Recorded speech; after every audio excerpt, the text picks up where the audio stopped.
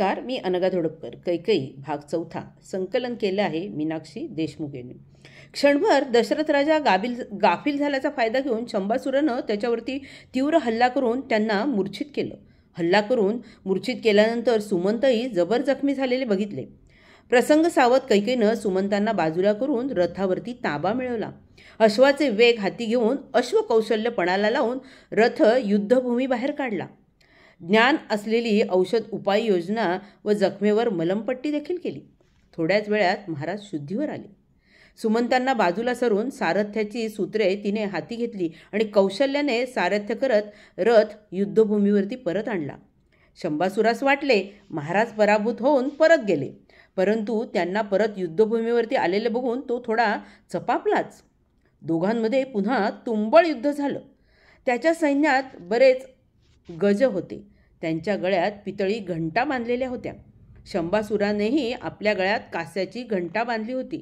त्या घंटेचा आवाज इतर घंटेपेक्षा वेगळा आहे हे कैकेयीच्या लक्षात आल्याने तिने आपले सारथ्य कौशल्य पणाला लावले. शंभासूर मायावी तंत्राचा उपयोग करून मध्येच अदृश्य होत असे. तेव्हा कैकेयीने सारथ्याच्या रूपात दशरथाला सुचवलं, तुम्हाला अवगत असलेल्या दिव्यास्त्र व रववेधी धनुर्विद्येचा वापर व अवलोकन करून त्याच्या गळ्यातील घंटेच्या आवाजावर दिव्यास्त्राने वेध घ्यावा. तिच्या सूचनेनुसार राजाने दोन्ही विद्येचा वापर करून त्याला व त्याच्या सैन्यास जेरीस आणले. आता तो अदृश्य होऊनही महाराजांसमोर त्याची मात्रा चालत नव्हती. त्याला प्रत्याघात करण्याची संधीच मिळत नव्हती. अखेर त्याचा पराभव होऊन तो धारातीर्थी पडला. अयोध्येच्या सेनाने मोठा जल्लोष केला. राजा कैकेयीवर बेहद्द खुश झाले.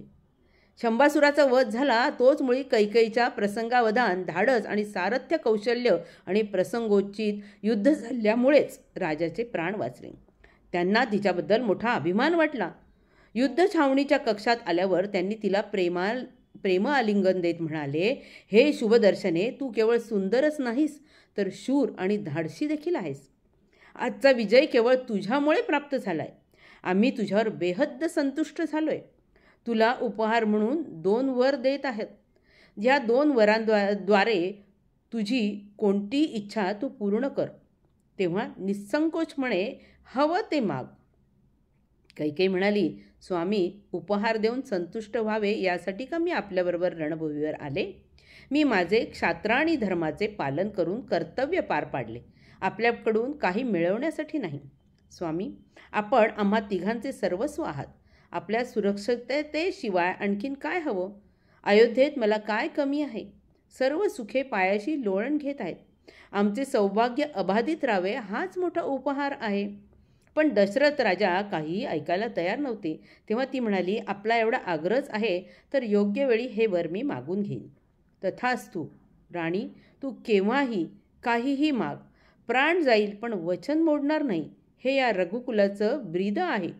तुझे हे वर माझ्याजवळ तुझी ठेव म्हणून सुरक्षित राहील. त्यावेळी हे वर दिल्याने भविष्यात भीषण परिणाम होतील याची पुसटशी देखील कल्पना तिला नव्हती. हे फक्त नियतीच जाणत होती. कैकेयी ईश्वराजवळ एकच प्रार्थना करीत असे, देवा, मला कधी वर मागण्याची गरजच पडली, तशी वेळ आली तर या वरांनी जगयोद्धे राजाचेच कार्य घडावे. कालांतराने ती ते विसरूनही गेली. शंभासुराच्या वधामुळे प्रसन्न झालेल्या देवेंद्रने दशरथ राजा समवेत कैकेयीला स्वर्गात नेण्यासाठी विमान पाठवले. असं म्हणतात की मेल्याशिवाय स्वर्ग दिसत नाही, पण या दोघांना जिवंतपणी स्वर्गसुख अनुभवास मिळणार. धन्यवाद.